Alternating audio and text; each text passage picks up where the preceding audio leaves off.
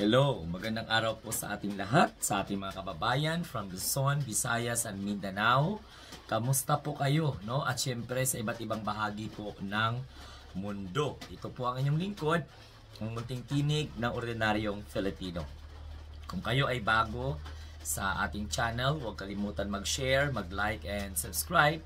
And don't forget also to click the notification bell para lagi kayong updated every time na magkaroon tayo ng live, pag-upload ng mga updated videos, at kung ano-ano pang mga activity ang gagawin natin sa ating Munting Tinig channel. So, ang pag-usapan natin ay ang pasabog ng ating mahal na Pangulong Bongbong Marcos, at alam ko na hindi po ito inaasahan ng mga anti-Marcos and anti-government na ngayong araw gagawin po ng ating mahal na Pangulo ang ilantad ang mga listahan ng mga contractors na nanguna para makakuha po sila ng kontrata sa gobyerno as far as flood control projects are concerned. Matatandaan po natin na sa State of the Nation Address ng ating mahal na Pangulong Bongbong Marcos na pinalakpakan ng karamihan, majority ng mga dumalo sa State of the Nation Address na gustuhan po ang pasabog ng ating mahal na Pangulong Bongbong Marcos na imbestigahan ang mga palpak at ang mga ghost na mga proyekto as far as flood control projects are concerned. Dahil po yan ang ibinabato ng mga anti-Duterte, no?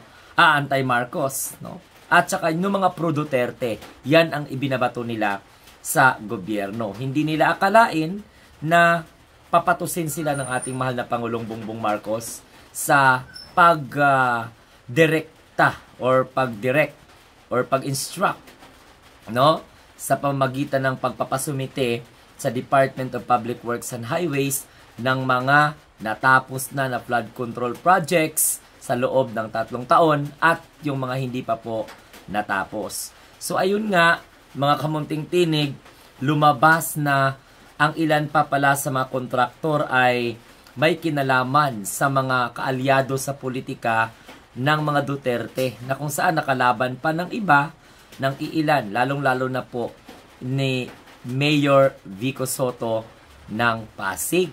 Isa sa mga kontraktor ay naisiwalat na ni Mayor Vico Sotto, no, nung kasagsagan po ng eleksyon. At ito pa mga kamunting tinig, meron pang mga congressman na involved, no, na kung saan ay may koneksyon sa mga top contractors na hindi lamang po sa National Capital Region nagkakaroon po ng proyekto, kundi sa iba't ibang bahagi ng rehiyon ng Pilipinas. Makikita po natin na makaalyado pa, no, ng ating mahal na Pangulong Bongbong Marcos yung ilan doon na mga congressman.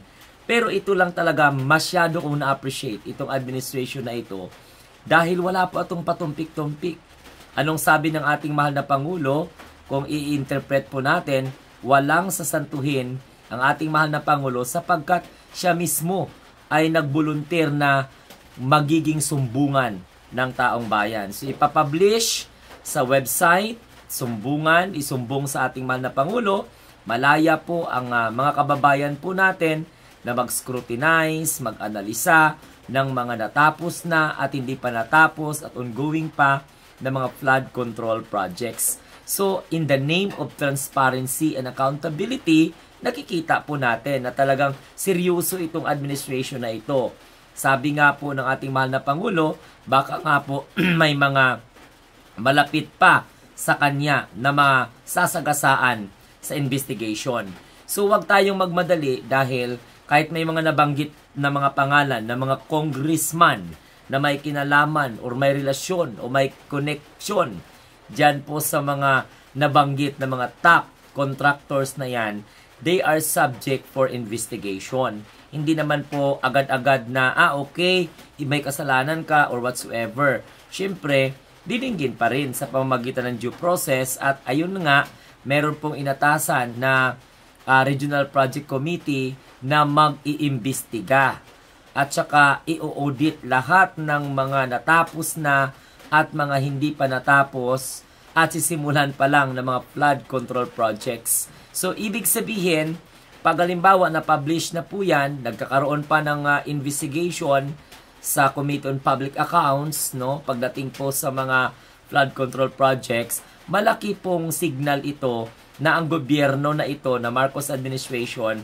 ay talagang pinapahalagahan ang transparency at the same time people's participation by simply they are able now already to scrutinize, mag-aral o ng mga proyekto na mga naitupad na sa loob ng 3 taon at mga hindi pa natapos at mga tatapusin pa. Yan ang kagandahan. Kaya kung makumpara mo talaga sa previous administration, wala kang makitang klaseng ganitong investigation.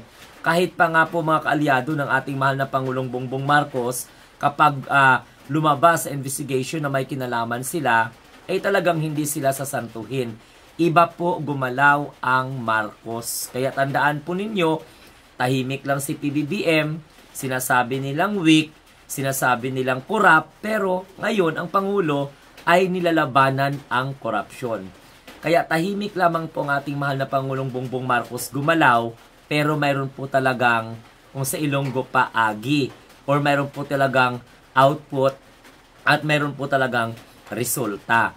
So hindi na po tayo magtatanong-tanong pa o anong klase. Click mo lang kung anong region ka, anong barangay ka, anong municipality ka, malalaman. Kasi nga, syempre, 9,000 plus na mga flood control projects, that is already a summary, no, of what we call this, flood control projects na natapos na at hindi pa po natapos. At talagang pinunto po ito ng ating mahal na Pangulong Bongbong Marcos na iimbestigahan itong mga kontraktor na ito dahil may mga 5 contractors na kung saan ay hindi lamang po sa National Capital Region bumuo ng mga proyekto at nakakuha ng kontrata, kundi parang umikot na po sa iba't ibang rehiyon ng Pilipinas. Nakakuha po sila ng proyekto sa pamagitan po ng Department of Public Works and Highways. So mayroon pa ngang iba, mga kamunting tinig, na nananawagan na mag-resign na po si Secretary Bunoan o di kaya po mag-leave of absence, etc. etc. Pero meron naman pong mga congressman na talagang nagbigay po ng chance kay Secretary Bunoan na patunayan at imbestigahan. Kasi kung ako ang mag-isip, may mga hudas talaga sa gobyerno na kung saan ay pilit ni sinisira yung imahe ng gobyerno, makapera lang po sila. Sa panahon ni PBBM, hindi po uobra yan. Kaya nung sabi po, hindi sila sasantuhin. Umpisa pa lang ito na iimbestigahan ang tinatawag po na flood control projects.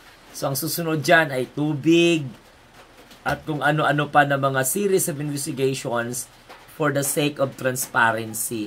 Yan po kagaling ang ating mahal na Pangulong Bongbong Marcos. Kaya po, huwag tayong magmagaling na hindi alam ng ating mahal na Pangulo. Kaya kayo, lalong-lalo na kayo, mga Duterte diehard supporters, sinasabihan ninyo ng ating mahal na Pangulong Bongbong Marcos ay weak, mahinang nilalang, mahinang leader. Pero ngayon, natataranta na kayo eh. Yung iba nga, pumutak na. O klarong-klaro na wala pong mga senador na pangalan doon. Pero ang isang senador in the name of Villanueva ay talagang nag-defense na. Tandaan po ninyo, Bulacan po ang may pinakamalaking flood control projects na nakuha. Doon po sa allegedly 142 billion na insertion na kung saan na nagtuturuan na ngayon kung sino po ba ang may pananagutan. Dahil po sa tinuturo ng iba, dahil po daw sa BICAM, doon po sa proposed budget, wala pa yun. So may mga ganun klaseng bagay. Pero as far as flood control projects is concerned, makikita na po natin kung gaano po ka-transparent ang gobyerno na ito. At maybe one of these days, may mga kaalyado o mga malapit sa Pangulo na talagang siguro madadamay sa investigation na ito in pursuit of truth and honest spending of people's money. So mga kamunting tinig, abangan po natin kung ano pong mangyayari dahil po sa syempre, ipapublish pa lang yan, kakapublish pa lang ng mga listahan. Ang gagamitin na po ng media ang kanilang investigative skills, yung tinatawag na investigative journalism, just to help the administrations know the truth behind sa mga maanomalyang kontrata at iba pa mga ghost pa, iba pa palpak pa, just like what President Bongbong Marcos said during the State of the Nation address.